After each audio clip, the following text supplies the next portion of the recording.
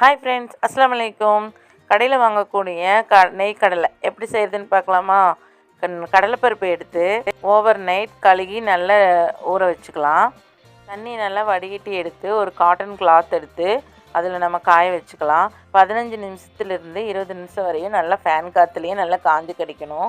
அந்த அளவுக்கு இருந்தால் போதும். வெயிலெலாம் போட வேண்டாம்.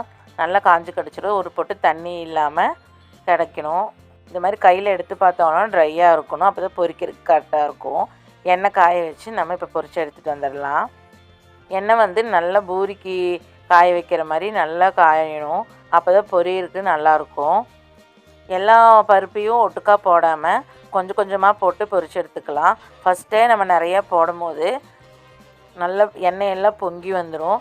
அதனால் ஒவ்வொரு பேட்சாக போட்டு நம்ம எடுத்துக்கலாம். இப்போ நம்ம ஃபஸ்ட்டு போட்டிருக்கிறோமா, எண்ணெய் இப்படி கொப்பளிச்சு வந்துடும். எண்ணெய் வெளியே தெரிக்கிறதுக்கு வாய்ப்பு இருக்குது. அதனால் அதுலேயே மறுபடியும் ஒரு 3 தடவை போட்டோன்னா நல்லா வெந்துடும். சிம்மில் வச்சுட்டோன்னா நம்ம வெந்து கிடச்சிரும். அதனால் நல்ல ஸ்பீட்லேயே ஹை ஸ்பீடில் வைக்கும் போது தான் பொரிஞ்சு மொறுன்னு வரும். இப்போ வந்து நல்லா பொரியும் போதே நம்ம வெள்ளைப்பூண்டு கருகாப்பித்தலை எடுத்து வச்சுக்கலாம். வெள்ளைப்பூண்டை வந்து 2-3 நல்லா தட்டிட்டு நம்ம எடுத்து வச்சுக்கலாம். இப்போ இந்த ஸ்டேஜில் ஆகும்போது அடுப்பை ஸ்லிம் ஆக்கிட்டு இப்போ நம்ம வெள்ளைப்பூண்டை எடுத்து போட்டுக்கலாம். கூடவே கருகாப்பித்தலையும் போட்டோன்னா நல்லா பொரிஞ்சு வந்துடும். இப்போ கடலை வந்து நமக்கு நல்லா பொரிஞ்சு கிடச்சிருச்சு. இப்போது வெள்ளைப்பூண்டு கருகாப்பித்தலை எல்லாமே நல்லா பொரிஞ்சு வந்துருச்சு. இப்போ நம்ம ஒரு வேறு பிளேட்டில் மாற்றிக்கலாம். இதுக்கு ரொம்ப டைம் எல்லாம் எடுக்கிறது இல்லை. நம்ம ஊற வச்சா போதும். காயறக்கும் 15 நிமிஷம்தான். சீக்கிரமாக நமக்கு ஒரு ஸ்நாக்ஸ் ரெடி ஆயிரும்.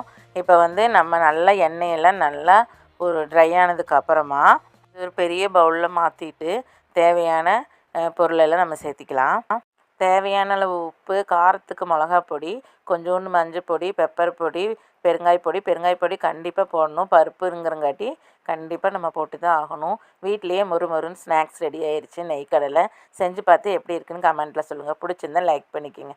தேங்க்ஸ் ஃபார் வாட்சிங்.